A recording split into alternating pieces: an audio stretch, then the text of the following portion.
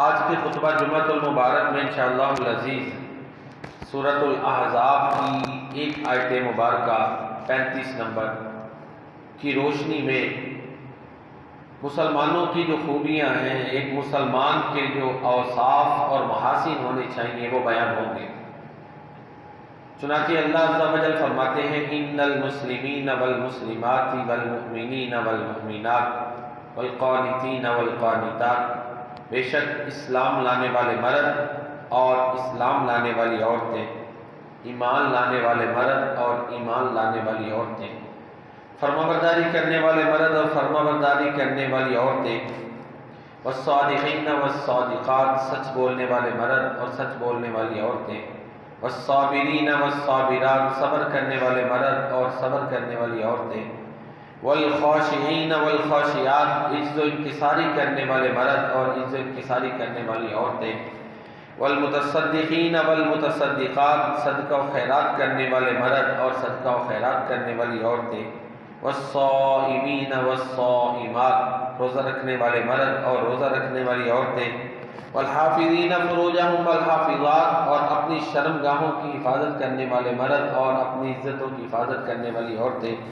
والذاکرین اللہ کثیرا والذاکرات، اور اللہ کو بہت زیادہ یاد کرنے والے مرد اور اللہ کو بہت زیادہ یاد کرنے والی عورتیں، یہ وہ ہیں کہ اعد اللہ لہم مغفرہ، ان کے لیے اللہ تعالیٰ نے بخشش تیار کر رکھی ہے، وَأَجْرًا عَظِيمًا، اور اجر عظیم تیار کر رکھا ہے۔ سورۃ الاحزاب کی یہ جو آیت مبارکہ ہے، دو چیزیں اس کے حوالے سے پہلے سماعت فرمائیں، پھر انشاءاللہ اس کی تفسیر بیان ہوگی، تشریح وضاحت بیان ہوگی۔ ایک تو یہ ہے کہ اس کا جو شان نزول ہے وہ سیدہ ام سلمہ رضی اللہ تعالیٰ عنہ بیان کرتی ہیں کہ یہ جب قرآن کو ہم پڑھتی ہیں عورتیں تو دیکھتی ہیں مردوں کا ہی ذکر ہے، اور ہوتا یہی ہے مردوں کا اغلب ذکر کر کے عورتوں کو بھی یہ تعلیمات اور یہ احکامات دیے جاتے ہیں، عورتیں بھی ان تعلیمات کی پابند ہوتی ہیں، الا یہ کہ کوئی استثناء آ جائے کہ یہ صرف مردوں کے لیے خاص ہے، اس میں وضاحت آ جاتی ہے۔ تو کہتی ہیں میں نے عرض کیا اللہ کے نبی عورتوں کے لیے کوئی الگ ذکر نہیں ہے، مردوں کا ذکر ہی ملتا ہے۔ تو چنانچہ کہتی ہیں کہ جمعے والے دن اللہ کے نبی صلی اللہ علیہ وسلم نے پھر مخاطب کیا اور میں تھوڑی سی خوف زدہ بھی ہوئی، اور پھر آپ نے یہ جو ہے نا آیت مبارکہ پڑھی سورۃ الاحزاب کی، اس میں دونوں کا الگ الگ ذکر ہے اور بڑا تفصیل کے ساتھ ذکر ہے۔ ذات کی مثلا مسلم کی جمع مسلمین مذکر ہے، مسلمہ کی جمع مسلمات، ایسے مذکر مؤنث کے جمع کے صیغے، اور 10 خوبیاں اللہ تعالیٰ نے بیان فرمائی۔ ایک تو یہ ہے اس کے شان نزول یہ کہ تاکہ کسی قسم کی کنفیوژن نہ رہے، کئی ایک اور مقامات بھی ہیں جہاں اس طرف وضاحت موجود ہے، عورت مرد میں سے کوئی بھی اچھا عمل کرے اللہ فرماتے ہیں ہم اس کو اچھی زندگی دیں گے، یہاں بڑی تفصیل سے ہے۔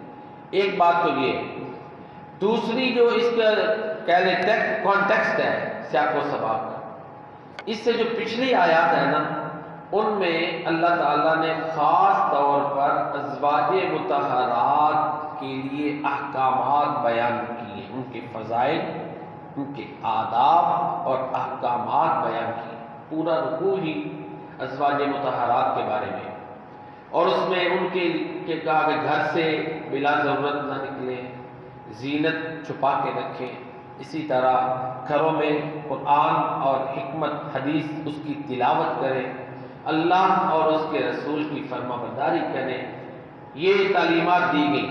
غیر مرد اگر اس سے بات کرنی پڑ جائے تو درمیانے لہجے میں ان کے ساتھ بات کریں، فرما برداری اگر اللہ کے نبی کی بیویاں کریں گی تو اللہ فرماتے ہیں ان کے لیے 2 گنا اجر ہے، اگر کوئی غلطی معاذ اللہ کرے گی تو اس کے لیے ڈبل سزا ہے، یہ بیانات ہوئے۔ تو الگ یہ تو ان کے لیے ایک اسپیسیفک اسٹیٹمنٹ تھی نا، ایک خاص بیان تھا، ایک عمومی بیان جو تمام مسلمان مردوں اور عورتوں کے لیے چاہیے تھا وہ اگلی آیت میں آ گیا۔ ٹھیک ہے جی. تو لہذا عام عورتوں کے لیے کہ ان میں کیا خوبیاں ہونی چاہیے، عام مرد میں کیا خوبیاں ہونی چاہیے، پھر وہ ایک اچھا مسلمان ہے، پھر وہ ایک اچھا انسان ہے، وہ اس جو ہے نا آیت مبارکہ میں بیان کی گئی. یہ دوسری ایک چیز اس کے بارے میں سمجھنے والی تھی.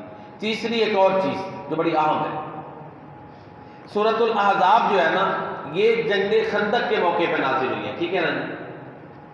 اور جنگ خندق مشکل ترین جنگ تھی اس لحاظ سے کہ مسلمان میدان میں جا کے دشمن کا سامنا نہیں کر رہے تھے، بلکہ مدینہ منورہ کے گرد انہوں نے خندق کھودی، اور وہ کئی میل لمبی تھی اور 15 فٹ غالباً چوڑی اور گہری تھی کہ بندہ پھلانگ بھی نہ سکے.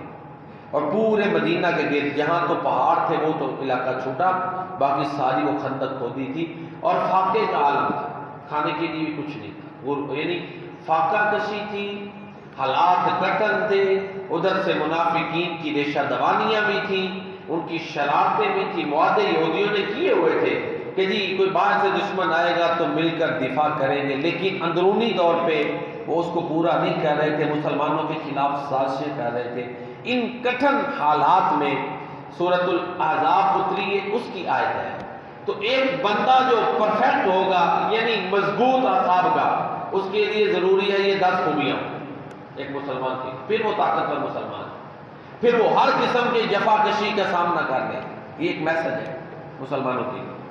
پچھلی آیات میں گزر چکا کہ مسلمانوں نے جو اللہ سے معاہدے کیے تھے پورے کر دیے، کچھ شہید ہو گئے. تو یہ اس کا کہہ لیں کہ ایک شان نزول یا وہ حالات ہیں جن میں یہ آیت مبارکہ نازل ہوئی اور مسلمانوں کو اشارے دیے گئے. اور پھر یہ رمضان جو ہے نا، یہ جو خوبیاں ہیں نا، رمضان ایک طرح کا ان کے لیے کہہ لیں ایک معاون ہے، مددگار ہے. یہ خوبیاں پیدا کرنے میں مددگار ثابت ہوتا ہے، کیونکہ کافی چیزیں مسلمان ان میں سے کرتے ہیں، کثرت سے کرتے ہیں. تو اس لیے رمضان کے ساتھ بھی اس آیت مبارکہ کا اس لحاظ سے ہم تعلق جوڑ دیتے ہیں کہ یہ خوبیاں جو رمضان میں پیدا کی ہیں ان کا تسلسل رہنا چاہیے. اسی سے یہ ایک مسلمان، اور جس جو کہتے ہیں نا ہر لحظہ ہے مومن کی نئی شان نئی آن، گفتار میں، کردار میں اللہ کی بنیاد. یہ 10 خوبیاں ہوں گی نا، ابھی انشاءاللہ تفصیل سے تھوڑا پڑھتے ہیں، پھر سمجھ آئے کہ واقعی ایک مسلمان صحیح مسلمان اسی وقت بنتا ہے جب یہ اس میں خوبیاں ہوں گی. اب ہم آیت کو سمجھتے ہیں. اللہ تعالیٰ فرماتے ہیں ان المسلمین والمسلمات والمؤمنین والمؤمنات والقانتین والقانتات. یہ تینوں کا ذرا آپس میں گہرا لنک ہے، اس لیے ان تینوں کو ہم اکٹھا سمجھتے ہیں، ان 3 خوبیوں کو. بے شک اسلام لانے والے مرد، اسلام لانے والی عورتیں ایک خوبی ہو گئی. دوسری خوبی ایمان لانے والے مرد، ایمان لانے والی عورتیں ایک دوسری خوبی ہو گئی. فرما برداری کرنے والے مرد، فرما برداری کرنے والی عورتیں. اسلام اور ایمان اور یہ قنوت یہ تقریباً ملتی جلتی چیزیں ہیں. قنوت فرما برداری اسلام اور ایمان دونوں میں ہے. اب کیوں پہلے کہا کہ فرما برداری کرنے والے اسلام لانے والے مرد، یہ سب سے پہلے کہا. اسلام میں کیا ہے؟ یعنی جنہوں نے نمازیں پڑھنی ہیں، جو مسلمان نمازیں پڑھتے ہیں، روزے رکھتے ہیں، صدقات و خیرات کرتے ہیں، اللہ اور اس کے رسول کی وحدانیت، اللہ کی وحدانیت کی گواہی دیتے ہیں، رسول کریم صلی اللہ علیہ وسلم کی ختم نبوت ہونے کی، خاتم النبیین ہونے کی، تاجدار ختم نبوت ہونے کی گواہی دیتے ہیں، اور اگر استطاعت ہے تو حج کرتے ہیں. جو یہ نیک عمل کرتے ہیں وہ تو مسلمان ہیں نا. اب ساتھ ہی کہا ایسا نہیں ہے کہ وہ ظاہری طور پر تو عمل کر رہے ہوں لیکن دل سے نہیں مانتے. نہیں، والمؤمنین والمؤمنات، وہ دل سے دماغ سے بھی مان رہے ہیں کہ اللہ اکیلا ہے، وہ واحد ہے، اس کی اولاد نہیں، وہ صمد ہے، وہ ہر چیز پر قادر ہے، ہر قسم کی عبادت کا سزاوار اللہ ہے، لا الہ الا اللہ، اس کے علاوہ کوئی عبادت کے لائق نہیں. وہ الحی ہے، وہ القیوم ہے، اس کو اونگ نہیں آتی، نیند نہیں آتی، وہ تھکتا نہیں ہے، اس کے ماں باپ نہیں، اس کی اولاد نہیں، اس کی بیوی نہیں ہے، وہ عاجز نہیں، وہ بے بس نہیں، اس کی ابتدا نہیں، اس کی انتہا نہیں. یہ عقیدہ ساتھ میں شامل ہے. نماز پڑھ رہا ہے تو یہ عقیدہ شامل ہے، روزہ رکھ رہا ہے تو یہ ذہن میں عقیدہ شامل ہے. تو یہ عقیدہ بھی ساتھ ہوگا، فرشتے اس نے پیدا کیے ہیں، مرنے کے بعد یہ نہیں کہ بس کام ختم، دوبارہ زندہ ہونا ہے، یہ نظریات شامل ہوں گی، پھر نماز پڑھے گا، روزے رکھے گا، صدقات و خیرات کرے گا، تو پھر اس کی ویلیو ہے۔ اگر نماز تو پڑھ رہا ہے لیکن دماغ سے تنگ ہے، معاذ اللہ، ایسا مسلمان نہیں ہوتا کہ لو جی یہ اس سسٹم کے تحت تو مجھے اب نماز پڑھنی پڑ رہی ہے، روزہ رکھنا پڑ رہا ہے، لیکن وہ دماغ سے اس کا قائل نہیں، تو پھر وہ ظاہری فرما برداری کر رہا ہے، ایماندار نہیں۔ دونوں چیزیں ضروری ہیں کہ ذہن میں عقیدہ ہو، ان چیزوں کو مانے، اللہ تعالیٰ کی وحدانیت کو مانے، مرنے کے بعد دوبارہ زندہ ہونا ہے اس پر یقین رکھے، فرشتے اللہ کی مخلوق ہے اس پر یقین رکھے، اللہ نے انبیاء بھیجے، رسول بھیجے، آخر میں تاجدار ختم نبوت جناب محمد رسول اللہ صلی اللہ علیہ وسلم تشریف لائے، اس کو مانے، قرآن کریم اللہ کا کلام ہے اس کو مانے، پھر یہ چیزیں مان کر نماز پڑھے، روزہ رکھے، صدقات و خیرات کرے، ویلیو ہے۔ اگر ان کو نہیں مانتا تو پھر یہ فرما برداری جو کر رہا ہے پھر اس کی ویلیو نہیں ہوگی۔ اس لیے دو چیزیں الگ الگ ہیں۔ حدیث جبریل میں بھی آتا ہے نا، پوچھا کہ ایمان کیا ہے، تو پیارے نبی صلی اللہ علیہ وسلم نے کیا فرمایا، تو اللہ پر، فرشتوں پر، کتابوں پر، اس کے رسولوں پر، آخرت کے دن پر، تقدیر کے خیر اور شر پر ایمان ہے۔ ایمان ہے نا اس میں، اسلام کا الگ سوال ہے۔ تو آپ نے فرمایا تو یہ گواہی دی اللہ کے علاوہ کوئی معبود نہیں، محمد اللہ کے رسول ہے، تو نماز پڑھے، روزے رکھے، زکات دے، صدقات و خیرات کرے، اگر تجھ میں طاقت ہے تو بیت اللہ کا حج کرے، یہ اسلام ہے۔ بعض دفعہ یہ دونوں مل بھی جاتے ہیں، جب ہم کہتے ہیں نا وہ مسلمان ہے تو اس میں ساری چیزیں آ جاتی ہیں۔ اگر یہ الگ الگ ذکر نہ ہو تو بعض دفعہ ایک لفظ میں ہی سب کچھ آ جاتا ہے۔ مثلا ہم کہتے ہیں یہ مومن ہے، اس میں وہ اسلام والی چیزیں بھی آ جاتی ہیں۔ بعض دفعہ ہم کہتے ہیں یہ مسلم ہے، تو مسلم اکیلے میں ہی وہ مومن بھی شامل ہو جاتا ہے۔ یہ جب ہم بولتے ہیں یہ بھی ہوتا ہے، لیکن دونوں کا الگ الگ ذکر اس لیے کیا گیا تاکہ بات صحیح طرح سمجھ آ جائے، دل دماغ سے بھی ماننا ہے، عمل بھی کرنا ہے، کہیں کوئی لچک نہ ہو۔ تیسری چیز، فرما برداری کرنے والے مرد اور فرما برداری کرنے والی عورت، اس میں یہ ہے کہ ان کی سرشت بن جائے، طبیعت بن جاتی ہے کہ فرما برداری کرنی ہے۔ بعض دفعہ ایک بندہ ایک ماحول میں فرما بردار ہوتا ہے، لیکن اس سے پھر جو ہی ماحول چھوٹتا ہے باغی ہو جاتا ہے، ماحول سے الگ ہوتا ہے تو اس میں فرما برداری نہیں ہوتی۔ میں مثال دیتا ہوں، ہماری حفظ کی کلاس میں جب بچے حفظ گا رہے ہوتے ہیں، استاذ کے زیر اثر ہوتے ہیں، ٹھیک ہے نا جی، پھر وہ منزل بھی، سب کی بھی، نمازوں کی پابندی بھی کرتے ہیں۔ جیسے ہی وہ حفظ کی کلاس سے آزاد ہوتے ہیں تو بڑے بچے جو منزل ہی نہیں کرتے، ہوتا ہے کہ نہیں، منزل ہی کرتے، دہراتے نہیں ہیں۔ تو قرآن تو ایک یہ چیز ہے، یہ تو پڑھیں گے تو سینے میں رہتا ہے، پکڑنا نہیں۔ حفظ کرنا آسان ہے، حفظ کر کے یاد رکھنے والوں کا ریشو بھی بڑا تھوڑا ہے، ٹھیک ہے نا جی۔ تو یہ بعض دفعہ ایک بندہ ایک ماحول میں پابند ہے، کام کر رہا ہے، جو ہی اس ماحول سے اس کو آزادی ملی، اس کی مرضی پہ بات آ گئی، اب وہ پابند کسی کا نہیں تو بغاوت کر دیتا ہے۔ ایسا نہیں، مسلمان ایسا نہیں، وہ خوشحالی میں بھی ہے تو اللہ کو یاد کرے گا، غمی میں بھی ہے تو اللہ کو یاد کرے گا، اس کے در پہ جھکے گا۔ بغاوت، نافرمانی اس کے خمیر میں شامل نہیں۔ یہ والقانتین والقانتات کا مطلب ہے کہ مکمل طور پر ٹوٹل سبمیشن، مکمل فرما برداری، پابندیاں ہیں تب بھی، آزاد ہے تب بھی۔ دیکھیں نا حضرت عثمان غنی رضی اللہ تعالیٰ عنہ، اللہ کے پیارے نبی صلی اللہ علیہ وسلم نے جب وہ جنگ تبوک کے موقع پر مال لے کر آئے تھے تو آپ صلی اللہ علیہ وسلم نے ان کی وہ جو اشرفیاں تھیں، وہ دینار جو تھے اپنی جھولی میں، دامن میں ڈالے، اور دامن کو یوں کیا، اور ساتھ آپ ان کو ایسے ایسے کر رہے ہیں، اور ساتھ کیا فرما رہے ہیں، معذرت عثمان ما عمل بعد اليوم، آج کے بعد عثمان جو مرضی عمل کر لے اس کو نقصان کو عمل نہیں دے گا، کیونکہ عثمان کی طبیعت ایسی تھی کہ بغاوت آ سکتی نہیں ہے، وہ اللہ اور اس کے رسول کے فرما بردار ہی فرما بردار ہے، اس لیے گارنٹیاں دے دی، ان کا مزاج ہی ایسا ہے۔ بلکہ ایک بزرگ کے بارے میں بتا رہے تھے حافظ وحید صاحب کہ تقریباً 40 سال کا عرصہ، جس سے کچھ عرصہ ہو گیا ہے، وہ صحیح بخاری شریف پڑھاتے ہیں، محبت ہو جاتی ہے نا بعض دفعہ، ان کی رائے ہے. ویسے میں محبت کی بات کر رہا ہوں. جواز، عدم جواز ایک الگ چیز ہے، محبت کی بات ہے. وہ کہتے ہیں یار میری خواہش ہے میں مرا نہ تھے بخاری میرے سینے پر رکھ. یہ محبت کی بات ہے. اب یہ مرنے کے بعد بندہ ذمہ دار تو نہیں.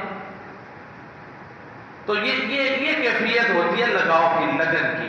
جب اللہ کی عبادت میں لذت آتی ہے، وہ لذت مجھے اور آپ کو نہیں محسوس ہوتی جو حضرت عثمان غنی رضی اللہ تعالیٰ عنہ کو ہوتی تھی، جو اللہ کے بڑے اولیاء کو ہوتی ہے. وہ تو بڑے اعلیٰ ترین اللہ کے ولی ہیں نا، ٹاپ 5 میں کہہ لیں وہ شامل ہیں. ٹھیک ہے نا، مسلم امہ کے ٹاپ 5 میں وہ شامل ہیں. حضرت عثمان غنی رضی اللہ تعالیٰ عنہ کے ٹاپ 6 میں کہہ لیں. تو عام مسلمان بھی جب عبادت میں لذت ہوتی ہے تو پھر جو اللہ کے ساتھ سرگوشیاں کرنے میں انہیں لذت ملتی ہے، پھر وہ آزادی میں کیا کرتے ہیں اور اللہ کی عبادت کرتے ہیں. تو والقانتین والقانتات، فرما برداری کرنے والے مرد اور فرما برداری کرنے والی عورتیں. یہاں اس لیے دوبارہ کہا گیا، حالانکہ اسلام لانے والے مرد وہ فرما برداری ہے. قنوت اور اسلام تقریباً مترادف ہے، تھوڑا سا فرق ہے. تو دوبارہ اس کو اس لیے لائے کہ تاکہ فرما برداری کی جو ایکسٹریم کنڈیشن ہے، آخری حالت، اس کو ظاہر کیا جائے. پھر اللہ تعالیٰ فرماتے ہیں والصادقین والصادقات، سچ بولنے والے مرد اور سچ بولنے والی عورتیں. ان میں سچائی ہے. نظریات اور عمل ہم جیسے مطابقت کرتے ہیں. جو عمل کرتے ہیں ان کا عقیدہ کہہ رہے ہیں درست ہے، ان کی سوچ اور عمل میں تضاد نہیں. یہ سچائی ہے. ایک تو یہ ہے کہ سراپا سچ ہے. جو کہتے ہیں ان کا دل، ایمان، یقین، ذہن، عقل مانتی ہے کہ ایسے ہے. والصادقین والصادقات، دوسرا معاملات میں سچ بولتے ہیں. تو سچ جو ہے اس کی بارے میں قرآن کریم میں اللہ تعالیٰ فرماتے ہیں قال اللہ ھذا یوم ینفع الصادقین صدقہم. قیامت والے دن اللہ کہے گا یہ وہ دن ہے کہ آج سچوں کو ان کی سچائی نفع دے گی. جنہوں نے سچے دل سے اللہ اور اس کے رسول کو مانا پھر عمل کیے، آج ان کو ان کی یہ سچائی فائدہ دے گی. لہم جنات تجری من تحتها الانہار خالدین فیہا ابدا. ان کے لیے ایسے باغات ہیں جن کے نیچے سے دریا بہتے ہیں، ان میں وہ ہمیشہ ہمیشہ رہیں گے. رضی اللہ عنہم ورضوا عنہ، اللہ ان سے راضی ہے اور اللہ سے راضی ہے. ذالک الفوز العظیم، یہ بڑی کامیابی ہے. تو سچا عمل اور سوچ ایک دوسرے کو ویریفائی کریں، اٹیسٹ کریں، تصدیق کریں، دونوں میں مطابقت ہو. یہ نہیں کہ بات تو کر رہا ہے، قرآن پڑھ رہا ہے، چیزیں قرآن کی تعلیمات کو کہہ رہا ہے زبان سے، لیکن دل میں کھٹکے پر پیدا ہو رہے ہیں. نہیں، دل سے بھی مانے. اور جو اس طرح کا ہے اللہ تعالیٰ سورہ زمر میں فرماتے ہیں والذی جاء بالصدق وصدق بہ اولئک ھم المتقون. جو آدمی سچ لائے گا، سچ کی تصدیق کرے گا، وہی تقوی والا ہے. والذی جاء بالصدق وصدق بہ اولئک ھم المتقون لہم ما یشاءون عند ربہم. ان کے لیے ان کے رب کے ہاں جو وہ چاہیں گے ملے گا. وذالک جزاء المحسنین، احسان کرنے والوں کا یہ بدلہ ہے. اور اللہ تعالیٰ سورہ توبہ میں فرماتے ہیں یا ایھا الذین آمنوا اتقوا اللہ وکونوا مع الصادقین. اے ایمان والو اللہ تعالیٰ سے ڈر جاؤ اور سچوں کے ساتھ ہو جاؤ. یہ جو آیت ہے نا، اس سے پیچھے ان 3 صحابہ کا واقعہ ہے جو جنگ تبوک سے پیچھے رہ گئے تھے اور انہوں نے سچ بولا تھا. کوئی لاجک پیش نہیں کی، کوئی عذر نہیں پیش کیا، صاف کہہ دیا اے اللہ کے نبی صلی اللہ علیہ وسلم سستی ہو گئی، تساہل ہو گئے. پیارے نبی صلی اللہ علیہ وسلم نے ان کے ساتھ سوشل بائیکاٹ کیا. انہوں نے برداشت کیا، فرما برداری میں رہے، بائیکاٹ برداشت کیا، ہر قسم کی پابندی برداشت کی، لیکن جو ہے اللہ کا ڈر نہیں چھوڑا. پیارے نبی صلی اللہ علیہ وسلم کی فرما برداری نہیں چھوڑی. پھر ریوارڈ ملے. اللہ نے سورت کا نام ہی سورت توبہ رکھ دیا. اللہ اکبر. ان کی توبہ میں سورت کا نام ہے. اور اس سے پتہ چلتا ہے اللہ کو کتنا یہ عمل پسند ہے. وہ سارا واقعہ بیان کرنے کے بعد وَعَلَى الثَّلَاثَةِ الَّذِينَ خلفوا حتى اذا ضاقت عليهم الارض بما رحبت وضاقت عليهم انفسهم. یہ سارا واقعہ بیان کرنے کے بعد پھر اللہ فرماتے ہیں اے ایمان والو اللہ تعالیٰ سے ڈر جاؤ اور سچوں کے ساتھ ہو جاؤ. تو سچ بولنے والے مرد جب فرما بردار اتنے ہو جائیں کہ سچ کی تلاش میں رہتے ہیں. ایک بندہ ہوتا ہے کوشش کرتا ہے یار جھوٹ سے میں نے بچنا ہے, کوشش تو کرے نا. آپ نے فرمایا سچ کو لازم پکڑو اور سچ کی تلاش کرتے رہو. مومن جب ایسے کرتا ہے اللہ کے ہاں صدیق لکھ دیا جاتا ہے. تو لہٰذا بڑے لوگ ہوتے ہیں سمجھتے ہیں یہ کام یار اس میں بڑے جھوٹ بولنے پڑنے ہیں, اس سے سائڈ ہی بہتر ہے. ہوتا ہے نا, تو کوشش تو کرے نا. باقی انسان پرفیکٹ کوئی بھی نہیں ہوتا, انسان خطاؤں کا پتلا ہے, غلطیوں کا پتلا ہے. اگر آپ کہیں جی مکمل انسان چاہیے تو اس کے ساتھ چلنا ہے تو بندہ تنہا ہی رہے گا. خود مکمل نہیں تو آگے سے مکمل کس کو لینا ہے. اسی طرح کوتاہیوں کے ساتھ ہی ہم نے ایک دوسرے کے ساتھ ہم نے چلنا ہوتا ہے. تو یہی درگزر کرنا مل کے یہ چیزیں ہیں, پھر آگے بڑھتا ہے انسان. اور اگر کہ نہیں یہ ذرا ایک باری غلطی کرے میں انہوں معاف ہی نہیں کرتا تو پھر کیسے چلے گا معاملہ. ٹھیک ہے نا. تو بہرحال والصادقین والصادقات, سچ بولنے والے مرد اور سچ بولنے والی عورتیں. والصابرین والصابرات, صبر کرنے والے مرد صبر کرنے والی عورتیں. جب فرما برداری میں وہ انتہا پر پہنچ جاتے ہیں تو پھر کیا ہے, صبر, ان میں صبر آ جاتا ہے. نیکی کے کام مستقل مزاجی سے کرتے ہیں. مستقل, یہ بھی صبر ہے. الصبر علی الطاعہ, نیکی مستقل مزاجی سے کرنا. الصبر عن المعصیہ, نافرمانی سے رک جانا. اور مصیبت اور تکلیف میں اپنے آپ پر کنٹرول رکھنا. یہ تین شکلیں ہیں.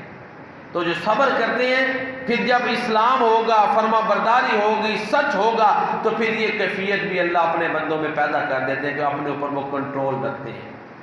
انما یوفی الصابرون اجرهم بغیر حساب, بے شک صبر کرنے والوں کو اللہ تعالیٰ بغیر حساب کے صبر کا جو ہے نا اجر دیتے ہیں.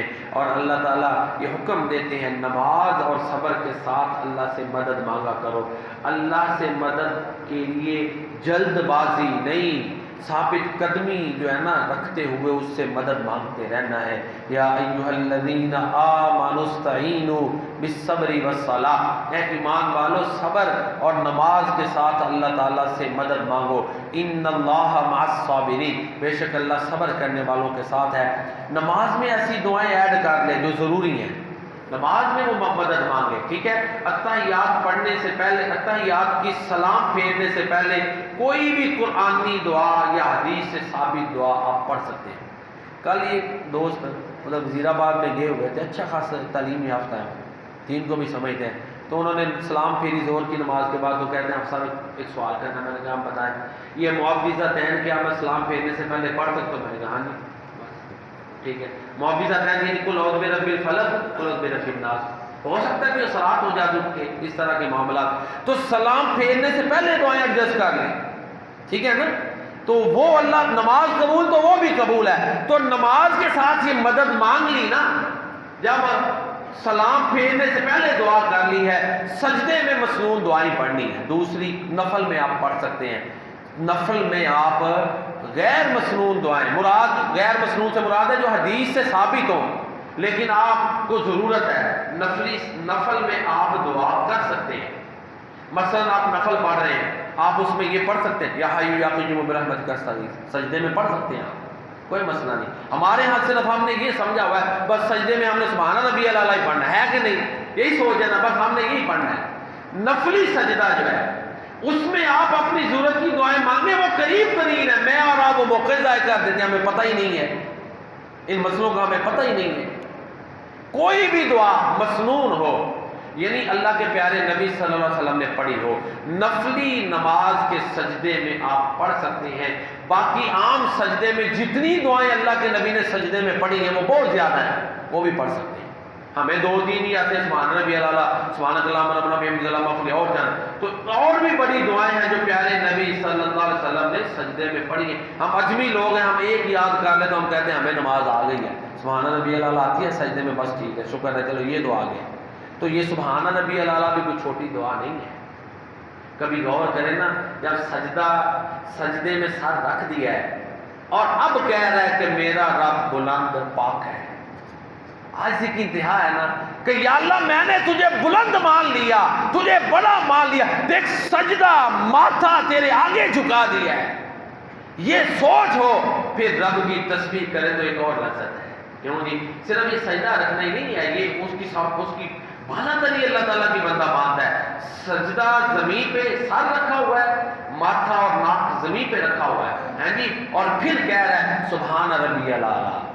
تو یہ ایک سجدے کی کتنی قدر ہے پھر ہیں، جب اس نے ایک دفعہ، وہ تو ایک دفعہ رو پڑے کوئی تو اس کی بڑی قدر کرتا ہے، جو سجدہ زمین پہ رکھے گا سر تو یہ کہے گا سبحان ربی الاعلیٰ، تو اس کی تو قدر ہی بڑی ہے، اللہ بڑا مقام ہے اس کا۔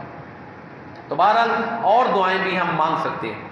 تو والصابرین والصابرات، نماز کے ساتھ مدد مانگے، اور اللہ قرآن کریم میں فرماتے ہیں وبشر الصابرین، اور صبر کرنے والوں کو خوشخبری سنا دو۔ اور ایک اور مقام پر اللہ تعالیٰ فرماتے ہیں کہ جو ہے نا وبشر المخبتین الذین اذا ذکر اللہ وجلت قلوبہم والصابرین علی ما اصابہم، فرما بردار وہ لوگ ہیں جب اللہ کا ذکر کیا جاتا ہے تو ان کے دل ڈر جاتے ہیں، اور جو تکلیفیں ان کو آتی ہیں ان پر صبر کرتے ہیں۔ حضرت لقمان علیہ السلام اپنے بیٹے کو انہوں نے وصیت کی، اللہ نے قرآن بنا دی وہ وصیت، تو اس میں انہوں نے بیٹے کو کیا کہا؟ یا بنی اقیم الصلاۃ وامر بالمعروف وانھا عن المنکر واصبر علی ما اصابک ان ذلک من عزم الامور، اے بیٹا نماز قائم کرنا، نیکی کا حکم دینا، برائی سے روکنا، اور جو تکلیف تمہیں آتی ہے اس پہ صبر کرنا۔ تو یہ سیدنا لقمان علیہ السلام نے اپنے بیٹے کو یہ جو ہے وہ تعلیمات دی ہیں۔ تو والصابرین والصابرات، اپنے اوپر وہ کنٹرول رکھتے ہیں۔ روزہ ایک صبر کی بہت بڑی عملی مثال ہے۔ تو صبر، نیکی پہ جمے رہنا یہ صبر ہے، مستقل مزاجی سے نیکی کرتے رہنا یہ صبر ہے، برائی سے اپنے آپ کو روکنا یہ صبر ہے، تکلیف مصیبت پریشانی میں اللہ اور اس کے رسول کی نافرمانی نہ کرنا، اللہ کے فیصلے پہ راضی رہنا یہ صبر ہے۔ تو یہ چیز بھی اپنے اندر وہ پیدا کرتے ہیں۔ یہاں ایک اور بات سمجھ لیں، یہ سارے جملہ اسمیہ ہے، جملہ فعلیہ نہیں۔ جملہ اسمیہ انداز ہوتا ہے، فعل کا تعلق ہوتا ہے زمانے کے ساتھ، اسم کا نہیں۔ مطلب کیا ہے کہ یہ چیزیں ان کی عادت بن جاتی ہیں، وہ فرما بردار مستقل رہتے ہیں۔ جملہ اسمیہ گرامر میں دوام کا فائدہ دیتا ہے۔ جملہ اسمیہ اس کو کہتے ہیں جو اس اسموں سے مل کر بنے، جس میں کوئی فعل نہ ہو، زمانہ نہ پایا جائے۔ تو یہ سارے جملہ اسمیہ ہیں گرامر میں، آسان لفظوں میں ہمیشہ یہ صفتیں ان میں آ جاتی ہیں، یہ نہیں تھوڑے ٹائم کے لیے ہوں۔ مستقل اللہ کے فرما بردار ہیں، مستقل اللہ کی اطاعت کرتے ہیں، ایمان رکھتے ہیں، صبر کرتے ہیں، سچ بولتے ہیں۔ پھر فرمایا والخاشعین والخاشعات، عاجزی کرنے والے مرد اور عاجزی کرنے والی عورتیں، یہ خوبیاں اس کے ساتھ ساتھ ان میں عاجزی بھی ہے، صبر بھی ہے، فرما برداری بھی ہے، سچ بھی ہے۔ سچ کی وجہ سے یہ نہیں، یہ ایسی خوبیاں جو بندہ پھر اپنے آپ کو تھوڑا بڑا سمجھنا شروع ہو جاتا ہے، میرا اپنے آپ پہ بڑا کنٹرول ہے، مشکل حالات میں اپنے پہ قابو رکھتا ہوں، میں ہمیشہ سچ بولتا ہوں، میں یہ نیک کام کر رہا ہوں، ہوتا ہے نا، اس سے تھوڑا سا انسان میں یہ سوچ پیدا ہوتی ہے کہ میں بڑا ہوں۔ ساتھ ہی کہہ دیا والخاشعین والخاشعات، لیول سیدھا کر دیا۔ یہ قرآن اللہ کا کلام ہے، اس میں حکمتیں ہیں، اللہ نے اپنے بندوں کی خوبیاں بیان کی، ساتھ میں ان کی تربیت بھی شامل ہے کہ تم نے یہ چیزیں اپنے اندر رکھنی ہیں، ان کو ڈائریکشن دی گئی ہے کہ تم نے فرما برداری کرنی ہے، نماز، روزہ، حج، زکوٰۃ یہ کرنا ہے، مستقل یہ عبادات کرنی ہے، نافرمانیوں سے بچنا ہے، مصیبتوں میں اپنے آپ پہ کنٹرول رکھنا ہے، لیکن اس میں یہ نہیں ہے کہ اپنے آپ کو بڑا سمجھنا، آج اختیار کرنی ہے۔ اللہ کے رسول صلی اللہ علیہ وسلم نے فرمایا کہ ایک رائی کے دانے کے برابر بھی جس کے دل میں تکبر ہوا وہ جنت میں نہیں جائے گا۔ اللہ تعالیٰ مجھے اور آپ کو تکبر سے محفوظ رکھے، اللہ تعالیٰ آج ہی ہمیں اپنا رکھنے کی توفیق عطا فرمائے۔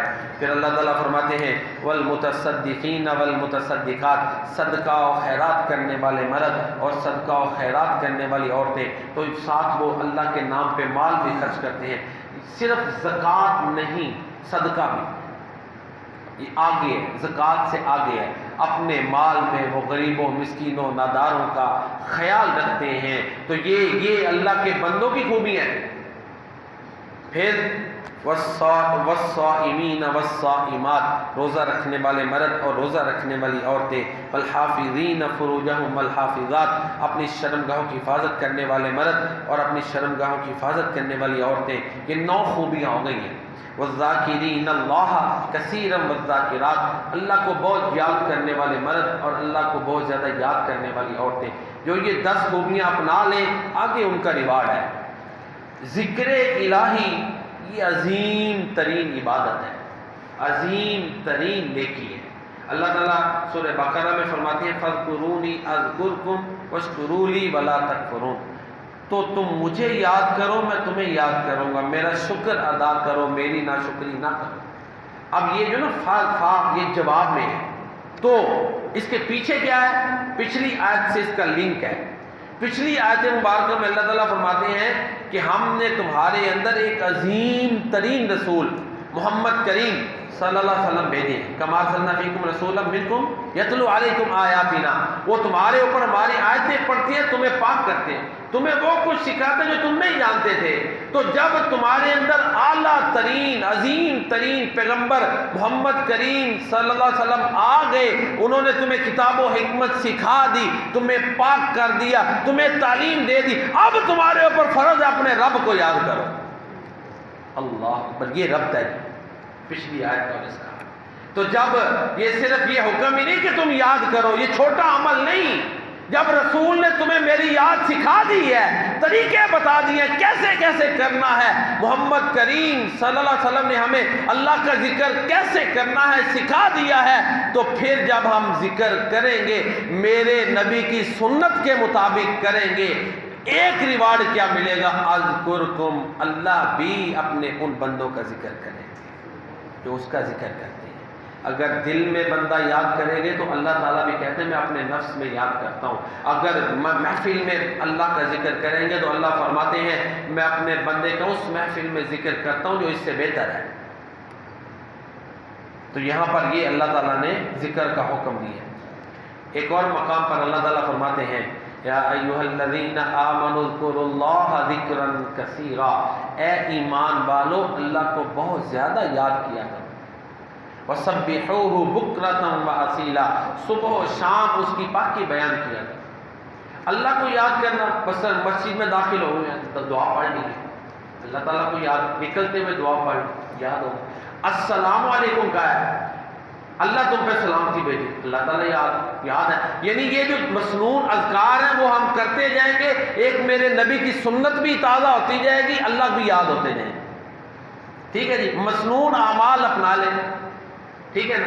تو پھر اللہ فرماتے ہیں وَسَبِّحُوهُ بُكْرَةً وَأَصِيلًا، صبح و شام اس کی پاکی بیان کرو۔ فائدہ کیا ہوگا؟ هُوَ الَّذِي يُصَلِّي عَلَيْكُمْ، یہ یصلی صلاۃ سے ہے، پھر اللہ تمہارے اوپر رحمتیں بھیجے گا۔ جا کے پڑھ لیں سورہ احزاب 22واں پارہ ہے، اور 22ویں پارے کے لیے دوسرا رکوع ہے، اس کی ابتدائی آیات، 22واں پارہ سورہ احزاب، اس کا دوسرا رکوع، اس کی ابتدائی آیات۔ ذکر کے فائدے کیا ہوں گے؟ والذی یصلی علیکم وملائکۃ، اللہ رحمت بھیجے گا اور فرشتے رحمت کی دعائیں کریں گے کہ یا اللہ اپنے اس بندوں پر رحمت بھیج، اپنی برکات نازل فرما، اس کی جیسے ہماری حالت ہے، ٹھیک ہے نا، اس کے مطابق ہم گناہ گار ہیں، نچلے درجے کے، اسی لیول کی رحمتیں ہونی ہے نا۔ باقی یہ لفظ بہت بڑے الفاظ استعمال کیے اللہ تعالیٰ نے قرآن کریم، اسی سے ہی ہے یصلی یعنی یصلون، جمع کا صیغہ اسی سے بنا ہے، ان اللہ وملائکتہ یصلون علی النبی، یصلی کا جمع یصلون، لیکن جب نبی کی بات ہے تو نبی کی شان کے مطابق رحمتیں ہیں، ان کی شان سب سے اعلیٰ، تو ان کی رحمتیں بھی سب سے ان کے لیے سب سے اعلیٰ۔ میرے نبی پہ جو اللہ کی رحمتیں ہیں وہ بے مثل ہیں، وہ بے حد و حساب ہیں، وہ ہمارے تصور سے بالا ہے۔ تو اللہ تعالیٰ فرماتے ہیں تم اللہ کو یاد کرو گے، اللہ تم پہ برکتیں نازل فرمائے گا، رحمتیں کرے گا، فرشتے تمہارے لیے رحمت اور برکت کی دعا کریں گے۔ اور پھر اللہ تعالیٰ فرماتے ہیں لِيُخْرِجَكُم مِّنَ الظُّلُمَاتِ إِلَى النُّورِ وَكَانَ بِالْمُؤْمِنِينَ رَحِيمًا تَحِيَّتُهُمْ يَوْمَ يَلْقَوْنَهُ السَّلَامُ، اور جب یہ اپنے رب سے ملیں گے ان کو سلام کا تحفہ ملے گا۔ یہ ذکر کے فضائل ہیں، قرآن ہے، کہ سلام اللہ کی طرف سے سلام ہوگا، سلام قولا من رب الرحیم، فرشتوں کی طرف سے سلام ہوگا، سلام علیکم طبتم فادخلوها خالدین، ایک دوسرے کو مسلمان مومن سلام کریں گے۔ اور سلام سلیوٹ کے معنی میں ہے کہ سلام ایسا جس میں تعظیم ہے، احترام ہے، سلام ظاہری بھی، تعظیم اور آداب بھی اپنے اندر لیے ہوئے ہیں۔ تو یہ ذکر کے فائدے ہیں۔ اور اسی طرح سورۃ العنکبوت میں اللہ تعالیٰ فرماتے ہیں، ابھی کافی چیزیں تھیں لیکن آخری بات بیان کر کے بات کو ختم کرتے ہیں۔ اللہ تعالیٰ سورہ عنکبوت ہے 21واں پارہ ہے، پہلی آیت میں فرماتے ہیں اتل ما اوحی الیک من الکتاب واقیم الصلاۃ، جو تمہاری طرف کتاب اتاری گئی ہے اس کی تلاوت کرو اور نماز پڑھو۔ واقیم الصلاۃ ان الصلاۃ تنہی عن الفحشاء والمنکر، بے شک نماز بے حیائی اور برائی سے روکتی ہے۔ وَلَذِكْرُ اللَّهِ اکبر، اور اللہ کا ذکر سب سے بڑی چیز ہے۔ واللہ یعلم ما تصنعون، ایک دو چیزیں سمجھ لیں، نماز بھی اللہ کا ذکر ہے کیونکہ ہم اللہ کو یاد کرتے ہیں نا، سنت کے مطابق نماز بھی اللہ کا ذکر ہے۔ اور یہاں نماز کے دو فائدے بیان ہوئے، بے حیائی اور برائی سے روکتی ہے۔ وَلَا ذِكْرُ اللَّهِ اکبر، اللہ کو یاد کرو گے تو اس سے اور بہت بڑھ کر فائدے ملیں گے۔ ذکر بے حیائی سے بھی روکے گا، برائی سے بھی روکے گا، اللہ کی رحمتیں بھی نازل ہوں گی، اللہ اپنی حفظ و امان بھی عطا فرمائیں گے، وہ زندوں کی مانند ہو جائے گا، وہ ہے جو اللہ کا قریب ترین انسان بن جاتا ہے۔ تو والا ذکر اللہ اکبر ایک مطلب یہ ہے۔ دوسرا والا ذکر اللہ اکبر، اللہ کا جو ذکر ہے اس کا ریوارڈ بے حد و حساب ہے۔ تو لہذا ذکر کے بھی بہت سے فضائل ہیں۔ ایک صحابی آئے کہ اللہ کے نبی تعلیمات بہت زیادہ ہو گئی ہیں، کوئی وصیت فرمائے جس پر میرے لیے عمل آسان ہو۔ آپ نے فرمایا تیری زبان ہمیشہ اللہ کے ذکر سے تر رہے۔ ایک اور صحابی نے پوچھا ای الاعمال افضل، بہترین عمل کون سا ہے آپ فضیلت والا؟ آپ نے فرمایا تو جب دنیا سے جائے تو تیری زبان اللہ کے ذکر سے تر ہو۔ تو 10 خوبیاں جو اپنے اندر پیدا کر لے گا، اللہ فرماتے ہیں اعد اللہ لہم مغفرۃ واجرا عظیما، یہ نہیں کہا کہ اللہ اس کو بخش دے گا، اللہ نے اس کے لیے بخشش تیار کی ہے۔ یہ جو تیاری ہوتی ہے نا کسی چیز کی، یہ اسپیشل ہوتی ہے، کیوں جی؟ یہ خاص اشارے، اعد اللہ لہم مغفرۃ واجرا عظیما، اور اللہ ان کو اجر عظیم جو ہے اس سے بھی نوازیں گے۔ اللہ رب العزت کی بارگاہ میں دعا ہے کہ اللہ تعالی مجھے اور آپ کو اپنے اندر یہ خوبیاں